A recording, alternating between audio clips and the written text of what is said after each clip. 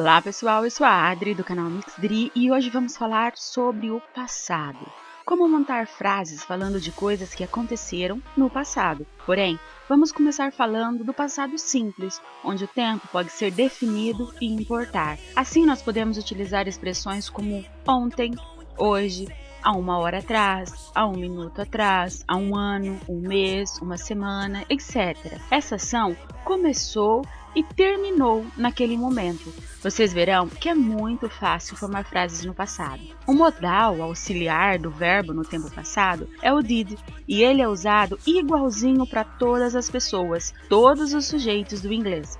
Porém, ele só aparece nas frases negativas e nas interrogativas, pois nas frases afirmativas usaremos o verbo direto no passado e o did não aparece. Exemplo, I worked yesterday. O verbo to work, trabalhar, no passado fica worked. Assim, eu digo I worked yesterday. Eu trabalhei ontem. Já quando eu vou utilizar a frase na negativa, eu tenho o did na frase. Assim, o meu verbo volta ao normal, ele não fica mais no passado. Ele volta a ser utilizado como se fosse no presente. E o did é que vai fazer com que ele tenha a tradução no passado no português, ou seja, I did not work yesterday. Eu não trabalhei ontem. Ou, como a gente utiliza na conversação, I didn't work yesterday. Eu não trabalhei ontem. Na interrogativa é da mesma forma. Como eu tenho o did, o meu verbo volta ao normal, assim eu utilizo ele no tempo presente, sem o ed, e coloco o did lá no início da frase para indicar que é uma pergunta. E termino com ponto de interrogação, lembrando que pergunta começa com o auxiliar e termina com tempo de interrogação sempre em inglês. Então, did you work yesterday? Você trabalhou ontem? Nas frases afirmativas, precisamos pôr o verbo direto no passado. Mas, para tanto, precisamos saber que muitos verbos são regulares e precisam apenas ter o D, o ED ou o IED acrescentados no final dos mesmos para estar no passado, como o verbo to dance, dançar, vira danced, dançou, to work, trabalhar, vira worked, trabalhou, to study, estudar, vira studied, estudou. E outros verbos são irregulares, eles mudam quando vão para o passado, como o verbo to see, ver, que vira saw, vi. To write, escrever, vira wrote, escreveu, escrevi. Mas hoje vamos falar dos verbos regulares. E para isso, deve-se seguir algumas regras. Para a maioria dos verbos chamados verbos regulares, você só precisa acrescentar o ed, como em to work, trabalhar, que vira worked, trabalhou. To walk, caminhar, que vira walked, caminhou. Já os verbos que são terminados com a vogal E apenas ganham o D, como por exemplo, to dance, dançar, vira danced. I danced a lot at the club yesterday. Eu dancei muito no clube ontem. Observem, a frase é afirmativa, então eu apenas coloquei o verbo direto no passado. I danced a lot at the club yesterday. Eu dancei muito no clube ontem. Já na negativa eu digo I did not dance a lot at the club yesterday. Na negativa eu já utilizo did e o not, indicando eu não dancei muito no clube ontem. O meu dance está no presente, porque eu tenho o did na minha frase. Na interrogativa, eu começo já direto com o did, para indicar que é uma pergunta, e o meu verbo também está no presente. Did you dance a lot at the club yesterday? Você dançou muito no clube ontem? Então, gente, mais uma vez, eu só vou utilizar o verbo direto no passado nas frases afirmativas. Mais um verbo terminando com E como exemplo. To arrive, que é chegar, vira arrived. She arrived in the morning. Ela chegou de manhã. Frase afirmativa, verbo direto no passado. She arrived in the morning. Ela chegou de manhã.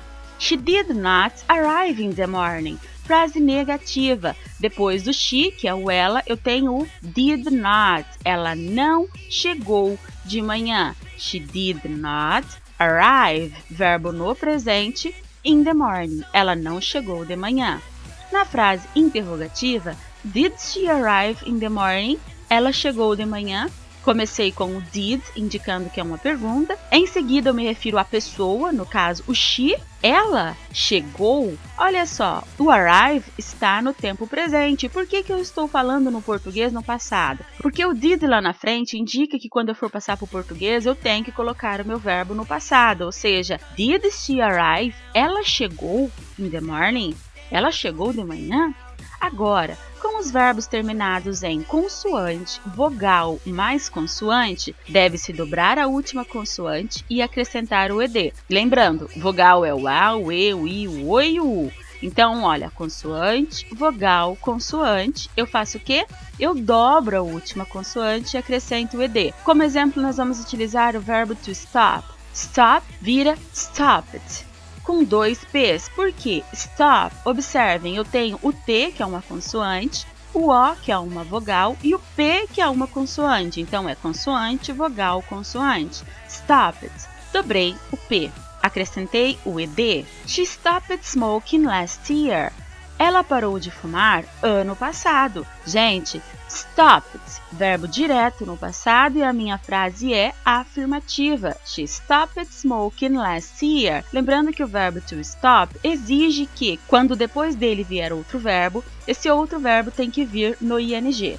Então, she stopped smoking last year. Ela parou de fumar ano passado. She did not stop smoking last year. Ela não parou de fumar no ano passado. Did not indicando que é negativa. Stop no presente porque eu tenho did na frase. Então, ele já está levando o meu verbo para o passado. Ou eu posso ler também She didn't stop smoking last year. Ou eu utilizo did not ou didn't. Posso utilizar ou um ou outro. Did she stop smoking last year? Ela parou de fumar no ano passado. Comecei com o did porque é uma pergunta e utilizei o stop no presente porque eu tenho did na frase. Então, automaticamente, o did leva o stop para o passado. Did she stop smoking last year? Ela parou de fumar o ano passado? Outro verbo como exemplo. To prefer.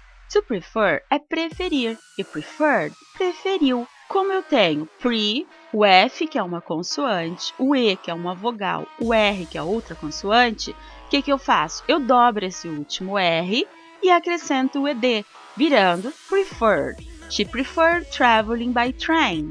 She preferred traveling by train. Ela preferiu viajar de trem. Observem, she preferred, verbo direto no passado, traveling by train. Utilizei o ing depois do preferred, porque após preferred eu posso utilizar tanto to travel quanto traveling, não alterando o significado. Na negativa, she did not prefer traveling by train. Ela preferiu não viajar de trem. Observem, did not prefer. Eu preciso do did not para indicar que é a negativa antes do prefer, porque o did que vai levar o prefer para o passado. Did she prefer traveling by train? Ela preferiu viajar de trem? Outras duas regras simples, mas importantes também, com os verbos terminados em Y. Os verbos terminados em Y que possuem uma consoante antes, o que a gente faz? Nós tiramos o Y e acrescentamos o IED. Por exemplo, to cry é chorar. Eu tenho o C, o R e o Y, consoante, consoante, consoante. Então, eu terminei ali com a consoante, que é o R, e o Y. O que eu faço? Eu retiro o Y e coloco o IED, virando cried. They cried a lot because they were hungry. Eles choraram muito porque eles estavam com fome. They cried. Observem cried direto no passado porque a minha frase é afirmativa. They did not cry a lot because they weren't hungry. Eles não choraram muito porque eles não estavam com fome. They did not cry. Eles não choraram. Ou they didn't cry a lot because they weren't hungry. Eles não choraram muito porque eles não estavam com fome. Did they cry a lot because they were hungry? Did they cry a lot because they were hungry?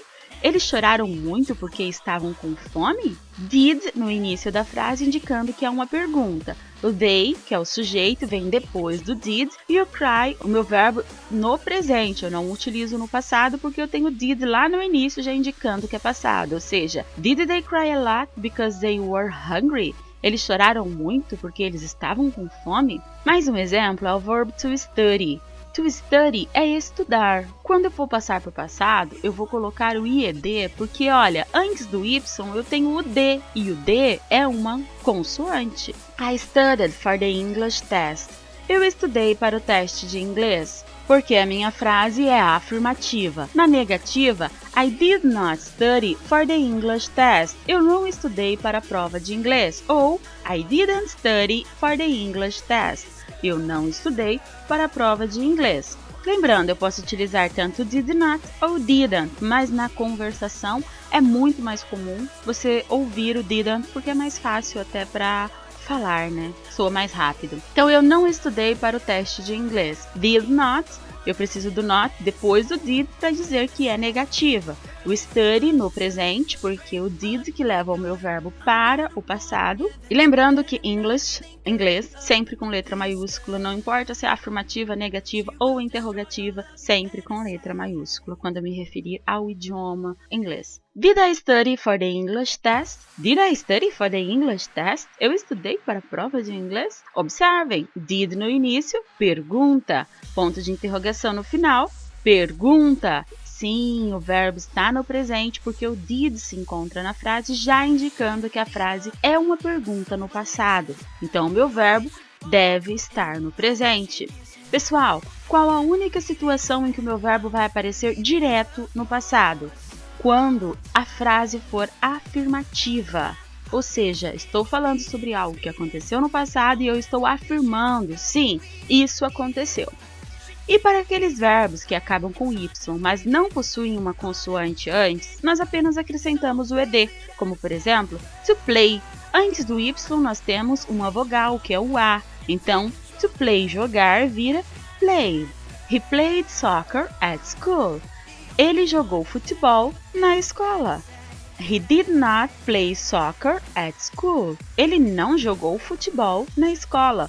Ou he didn't play soccer at school. Ele não jogou futebol na escola. A mesma tradução, só que na anterior eu utilizei did not, mais utilizado na escrita.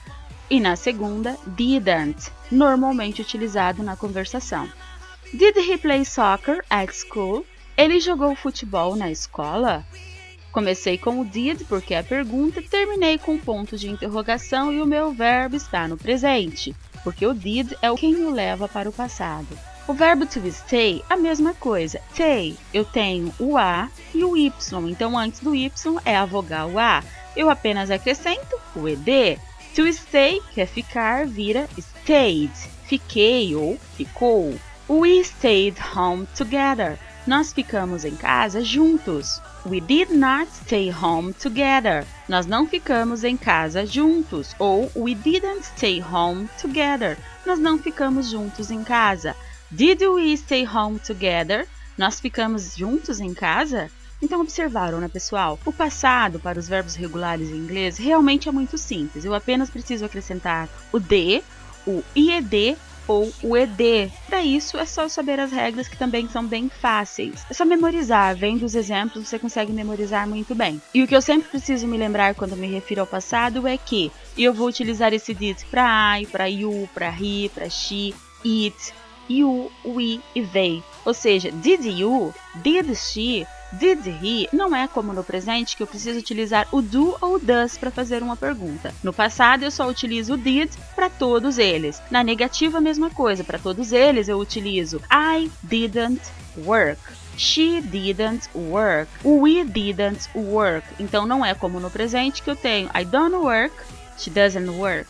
Certo? O passado acaba sendo muito mais simples do que o presente. E eu vou utilizar o verbo direto no passado nas afirmativas. Então, eu não tenho did em nenhuma frase afirmativa, porque o verbo está ali já indicando que a frase está no passado. E o did só vai aparecer na negativa e na interrogativa, onde o meu verbo volta para o presente. Ou seja, eu utilizo o verbo no presente e eu tenho o did na frase. É isso aí, nós encerraremos por aqui hoje. Eu espero que tenha ficado bem claro para todo mundo. Caso não tenha, assista mais uma vez. E se ainda assim houver dúvidas, escreva nos comentários o que ficou meio confuso, o que poderia ser explicado melhor, assim como se gostaram ou não do vídeo, que poderia ser melhorado. E é isso aí, pessoal. Espero que vocês tenham realmente compreendido. Muito obrigada por terem assistido. Fiquem com Deus e até a próxima.